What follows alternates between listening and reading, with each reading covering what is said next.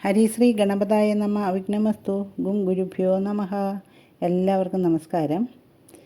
വിവാഹ സംബന്ധമായ വിഷയങ്ങൾ ചിന്തിക്കുന്നതിൽ ഒരുവൻ്റെ ഗ്രഹനിലയിൽ പുനർവിവാഹ ലക്ഷണമുണ്ടോ എന്ന് ഗ്രഹങ്ങളുടെ ഭാവസ്ഥിതി കൊണ്ട് എങ്ങനെ മനസ്സിലാക്കാം എന്നുള്ളതാണ് ഇന്നത്തെ ചിന്താവിഷയം.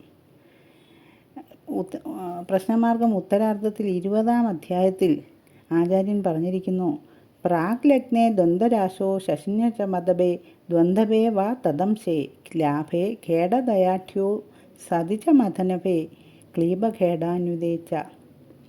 അതായത് ഉദയലഗ്നം ഉഭയരാശിയാകുകയും ചന്ദ്രനും 7-ാം ഭാവാധിപനും ഉഭയരാശിയിലോ ഉഭയരാശി നവാംശകത്തിലോ നിൽക്കുകയും 11-ൽ 2 ഗ്രഹങ്ങൾ നിൽക്കുകയും 7-ാം ഭാവത്തിൽ നപുംസക ഗ്രഹങ്ങളായ ബുധനും ശനിയും നിൽക്കുകയും ചെയ്താൽ 2 വിവാഹം നടക്കുന്നതാണ് എന്നാണ്.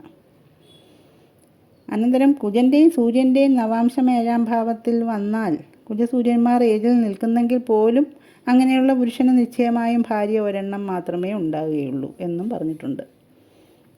അഥവാ ഒന്നിലധികം വിവാഹം ചെയ്താലും ഒരു ഭാര്യ മാത്രമേ ജീവിച്ചിരിക്കുകയുള്ളൂ എന്ന് മനസ്സിലാക്കണം.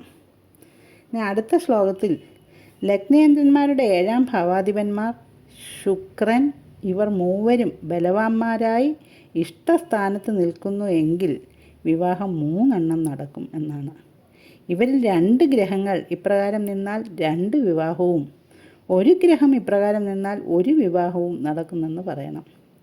7-ാം ഭാവാധിപനോ ശുക്രനോ പരമോച്ചത്തിൽ നിൽക്കുകയോ അധികം ഗ്രഹങ്ങൾ 7-ൽ നിൽക്കുകയോ ചെയ്താൽ ഇവിടെ 3 കൂടുതലോ വിവാഹം നടക്കും. 7-ാം ഭാവാധിപൻ ഭുജിച്ച അംശക സംഖ്യോളമോ വിവാഹം നടക്കും എന്നാണ് പറയുന്നത്. അടുത്ത ശ്ലോകത്തിൽ 7-ാം ഭാവം ബലമുള്ളതായിരിക്കുമ്പോൾ വക്രം പ്രാപിച്ചോ വർഗോത്തമ നവാംശകത്തിലോ സ്വക്ഷേത്രത്തിലോ സ്വദ്രേക്കോണത്തിലോ ഉച്ചനവാംശകത്തിലോ നിൽക്കുന്ന ശുക്രനും 7-ാം ഭാവാധിപനും പുനർവിവാഹത്തിന് ഹേതുഭൂതരാണ് എന്നാണ് പറയുന്നത്. ഇനി ഈ വിഷയത്തെപ്പറ്റി സർവാർത്ഥ ചിന്താമണിയിൽ നിന്നും ആചാര്യൻ ഉദ്ധരിക്കുന്നുണ്ട്. അതെന്തെന്നാൽ 7-ാം ഭാവത്തിലോ 2-ാം ഭാവത്തിലോ പാപദൃഷ്ടിയോ പാപയോഗമോ വരികയും അതിൻ്റെ അധിപൻ ബലഹീനനുമായാൽ പുനർവിവാഹം നടക്കുമെന്ന് പറയണം. 7-ാം ഭാവത്തിൽ ദുർയോഗം സംഭവിച്ചാൽ 7-ാം ഭാവാധിപന് ബലഹാനി ഉണ്ടാകണം. 2-ാം ഭാവത്തിൽ ആണ് ഇങ്ങനെ വരുന്നതെങ്കിൽ 2-ാം ഭാവത്തിന് ബലഹാനി സംഭവിക്കണം. എന്നാൽ മാത്രമേ പുനർവിവാഹ ലക്ഷണമാകുകയുള്ളൂ. 7-ലോ 8-ലോ പാപഗ്രഹം നിൽക്കുകയും 12-ാം ഭാവത്തിൽ കുജൻ നിൽക്കുകയും ഭാവനാഥ ദൃഷ്ടിയില്ലാതെയും ഇരുന്നാൽ പുനർവിവാഹിതനാകും. 7-ാം ഭാവാധിപൻ നിൽക്കുന്ന നവാംശക രാശിയുടെ അധിപൻ മൗഢ്യം പ്രാപിച്ചോ നീചത്തിലോ നീചാംശകത്തിലോ ശത്രുരാശിയിലോ ശത്രു നവാംശകത്തിലോ പാപമധ്യത്തിലോ പാപദൃഷ്ടിയോടോ നിന്നാൽ പുനർവിവാഹം ചെയ്യുമെന്ന് പറയണം. 2-ൽ പാപന്മാർ 2-ലധികം വരികയും 7-ലും അപ്രകാരം പാപന്മാർ വരികയും ആ രാശ്യാധിപന് പാപദൃഷ്ടിയും ഉണ്ടായാൽ 3 വിവാഹം ചെയ്യുമെന്ന് പറയണം.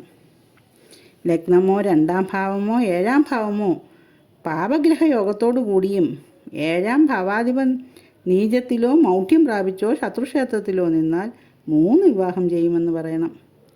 7-ാം ഭാവാധിപൻ കേന്ദ്ര ത്രികോണങ്ങളിൽ തൻ്റെ ഉച്ചത്തിലോ ബന്ധുഗ്രഹങ്ങളുടെ വർഗങ്ങളിലോ തൻ്റെ വർഗങ്ങളിലോ നിന്നിട്ടോ 10-ാം ഭാവാധിപനോട് ചേർന്നിട്ടോ നിന്നാൽ ധാരാളം ഭാര്യമാരോട് കൂടിയവനാകും. 7, 11 ഈ ഭാവങ്ങളുടെ നാഥന്മാർ ബലവാന്മാരായി ത്രികോണത്തിൽ നിൽക്കുകയോ അന്യോന്യം ദൃഷ്ടി ചെയ്യുകയോ ചെയ്താൽ ധാരാളം ഭാര്യമാരോട് കൂടിയവനായിരിക്കുമെന്നും പറയണം. ഇത്രയൊക്കെയാണ് പുനർവിവാഹ ലക്ഷണത്തെപ്പറ്റി ആചാര്യൻ പറഞ്ഞിട്ടുള്ളത്. എല്ലാവർക്കും നമസ്കാരം.